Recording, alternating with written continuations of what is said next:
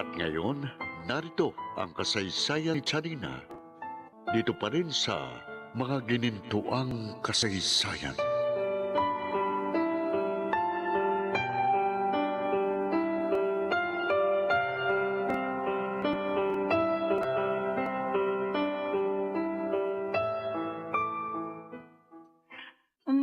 Masarap tong lugaw na ginawa mo.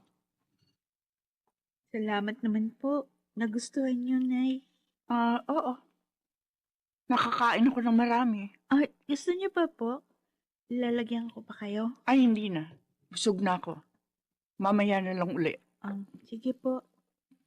Ililigpit ko na po muna tong kinainan natin. Daan na ako sa kwarto ko. Oy, maglinis ka rin ng bahay, ha? Opo, Inay. Yung malak. Hindi niya ako sinigawan. Pinuri pa niya ako. Ngayon lang niya ginawa ito, ah. Ang saya ko.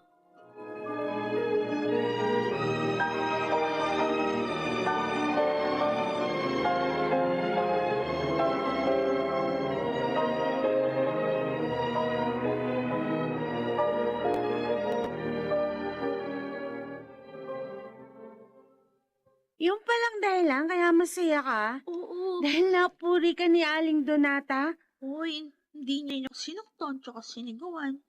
Kaya tuloy naisip ko, baka nagbabago na siya.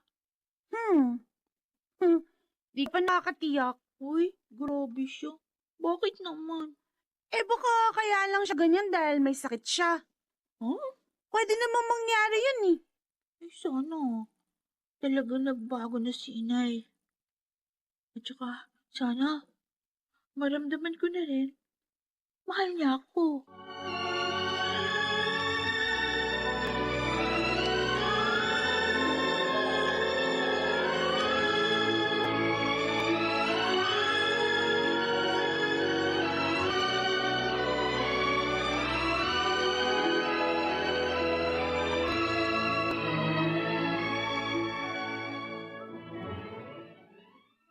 Ay, sa wakas. Nakalabas din ako ng bahay. Ilang araw din ako parang nakulong dun. Punta muna ako sa parlor. Pakiramdam ko, pumangit ako dahil sa pagkakasakit ko. Oh my God, hindi dapat mangyari yun. Donata! Mm. Magaling ka na pala. Ay, kayo ho pala, Lolo Ingo. Ay, sa wakas, gumaling din ho ako sa trangkaso. Oo. Mahusay kasing mag-alaga ang anak mo kahit bata pa. Kaya naman, huwag mo siyang pabayaan. Kung paanong minahal siya ng yumao mong mga magulang, ganun mo rin siya mahalin. Lolo Ingo. Mabait naman siya eh. At sabik sa pagmamahal mo ang bata.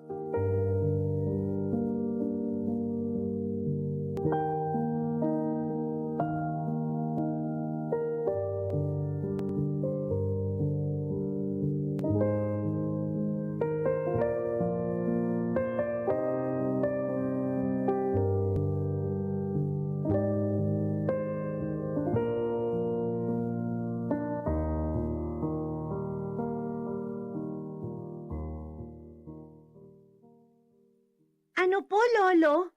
Kinausap niyo si Aling Donata? Kaya pala natagalan kayo sa labas.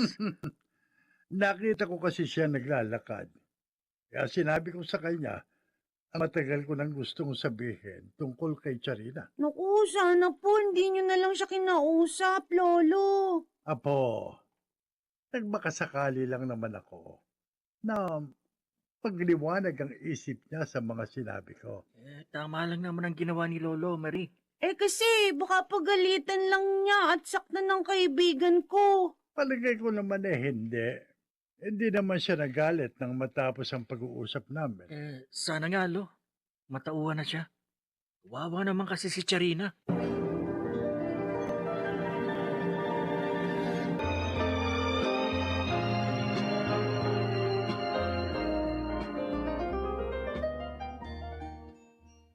Inay?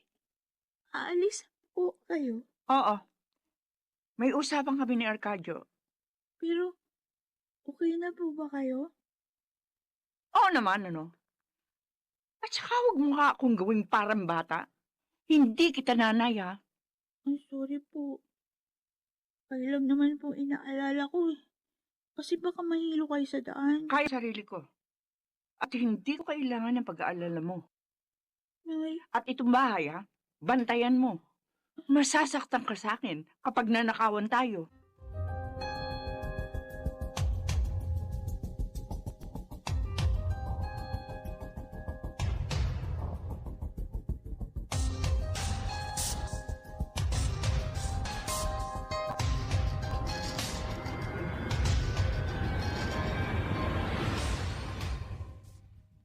nakakahiya naman sa inyo, Marie. Kuya Banjo. Ah. Sinamahan niyo pa ako dito sa bahay namin. Kasi baka may masamang mangyari sa'yo dito eh. Kahit mag-isa ka lang. Tama si Kuya, Charina. Concerned lang kami sa'yo. Salamat talaga sa inyo. No, ayos lang yun. Tsaka huwag ka na mahiya. Gusto naman namin ni na Lolo na tulungan ka. Sabi ko ni, bumait lang sa'yo nanay mo kasi may sakit siya. At ngayong magaling na siya, balik na uli sa dati. Oo. Tama ka nga, Marie. Kasi, iniwanan naman niya ako.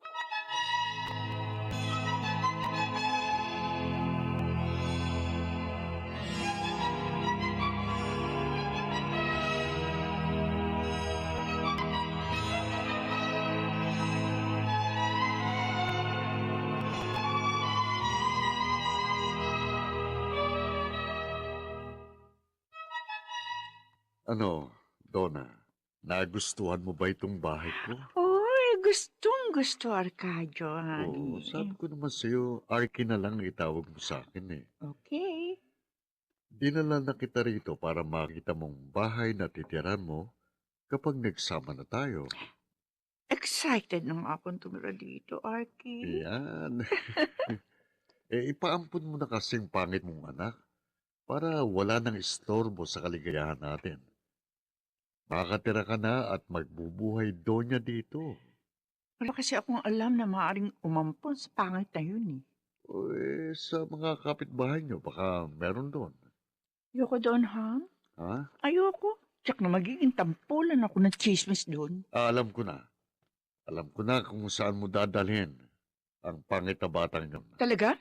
Saan? Sa bahay ampunan. Palagay mo Oh. tatanggapin siya doon? Kahit na may magulang pa siya? Siyempre.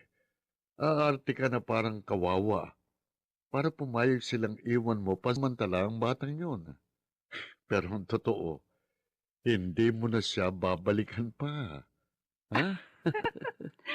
Oo nga, no. Ah, galing mo talaga, honey. Ngayon, mawawala na ang istorbo sa buhay ko.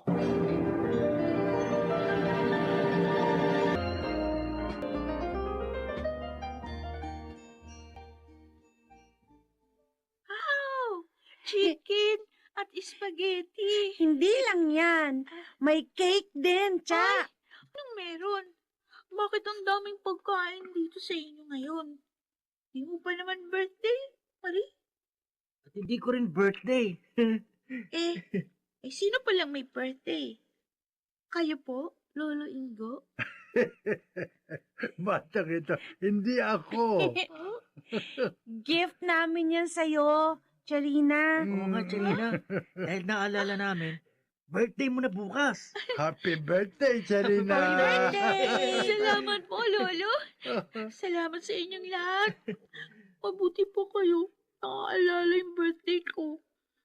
Samantalang si Inay, kahit minsan, hindi niya ako binati sa birthday ko. Kalimutan mo na munang nanay mo, ha? Magsaya na lang tayo ngayon, Oo ha? nga, Cha. Magsaya muna tayo. At ang pinakamaganda, kumain na tayo. Tama. Sige. Ay, pero mag-pray muna tayo. Ah, Okay. Gusto ko magpasalamat sa Diyos. Kasi, nakilala ko kayong lahat.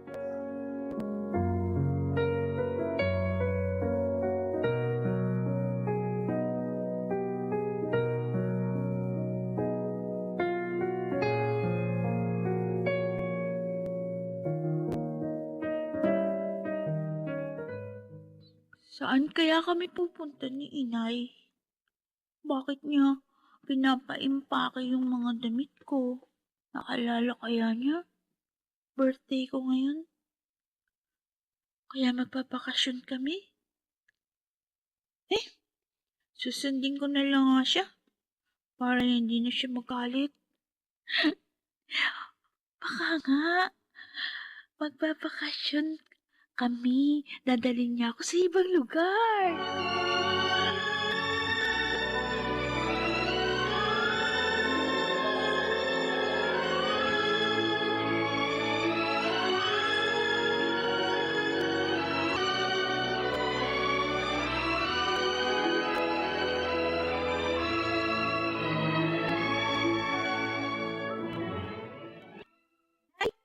Ako, Mabuti naman. Nang makas na tayo.